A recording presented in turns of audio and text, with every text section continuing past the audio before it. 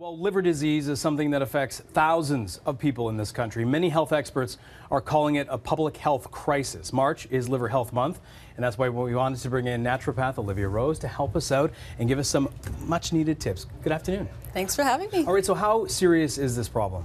Well, fatty liver disease, so non-alcoholic fatty liver disease affects 25% of all Canadians. 25%. And I read there was 100 types of liver diseases. There's so many different types now. The main ones being viral hepatitis, alcoholic liver disease, right, and the fatty liver disease. So a lot of this can be prevented in many ways. I would imagine a lot of it is genetic, but a lot of it we do to ourselves in some cases. Exactly. And all the diseases affecting the liver are usually due to an excess, overburdening of the liver. So, so what I wanted to point out is really some of my tips. Now, there's tons of things that you can do, but specifically for the fatty liver disease, non-alcoholic based, there's tons of things that you can do to help improve the health of your liver. Okay, because we hear about the liver detox so often, right? Exactly. And so what I think is more important is to actually try to implement things every single day to improve the health of your liver. There's nothing wrong with doing a liver detox, but really just to try to be gentle with your liver and take care of it as much as possible. Okay, we have a number of things I want you to go through. Yeah. So in terms of a detox, let me ask you, does that put your body in a bit of a shock sometimes because you're not necessarily used to this kind of treatment? It can, depending on what type of detox you choose to do. There's lots of different, there's juice cleanses and things like that. So I'm more of a food cleanse person. So not really doing anything too drastic, but just incorporating some healthful items into your diet. Okay, what do you got? So we have avocados. Avocados contain glutathione, which is one specific substance that actually helps to support both phases of the liver detox process. Really important. So just, add it to your salad. Guacamole is fantastic, a wonderful snack.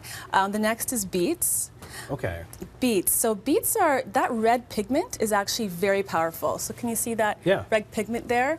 The key with beets is that when you cook them, you don't want to steam away that red pigment. So as it starts to lose its color, then you're losing that active ingredient. And beets are really important for fighting this non-alcoholic fatty liver disease.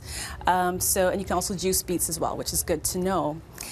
So then we have lemons. Lemons I had to talk about because they are, most people know or they're familiar with lemons as liver support and digestion support. Lemons are high in vitamin C, which helps to protect the cells from damage. It's always good to have lemon or lime in the morning with some water. You can have it as a digestive, just kind of kickstart. It's the sour taste that once you put that in your mouth, it actually helps to stimulate the digestive juices along your digestive tract. Okay. Yeah, and so that brings me to the bitters because they act in very much the same way.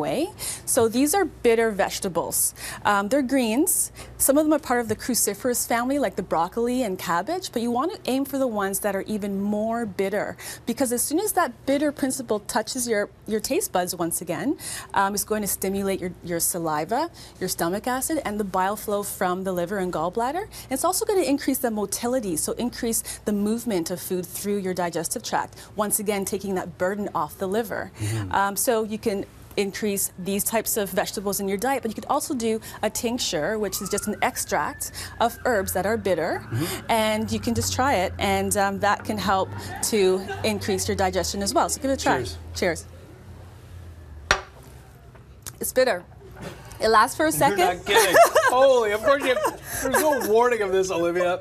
Oh my goodness. Surprise, surprise, but you'll notice that as soon as you start. I was expecting, I guess you said bitter. It's named bitter for a reason, right? It's bitter, but it enhances. You're going to notice that is your saliva going in your mouth? My liver feels great. Yeah? Oh yeah. Great. It's on fire. And then we have your cruciferous, of course. So some bitter vegetables are in this family as well. But these are the vegetables that are anti-cancer. They boost all your liver enzymes. They help with the detox process as well. My eyes feel so much brighter now. See? Boom. So obviously one thing too, I mean honey, and this is a good thing. Okay, so generally, but what I want to make a point of here is that you also want to be mindful of what you're feeding yourself. So you don't want to have too much sugar, and you don't want to have you want to avoid plastic bottles, and really reduce your alcohol consumption as well. Good advice. And coffee. I just finished the 30-day. I know. Congrats. I had a few coffees since then. Oh, I'm not going to lie to you, but I felt so great. Good for you. Yeah, that's fabulous. Really and coffee, okay. Too much coffee's not good. Yeah, no, not so good. Olivia Rose, thank you so much. Now I need a glass of water. All right. We'll be Thanks for back having after me. this.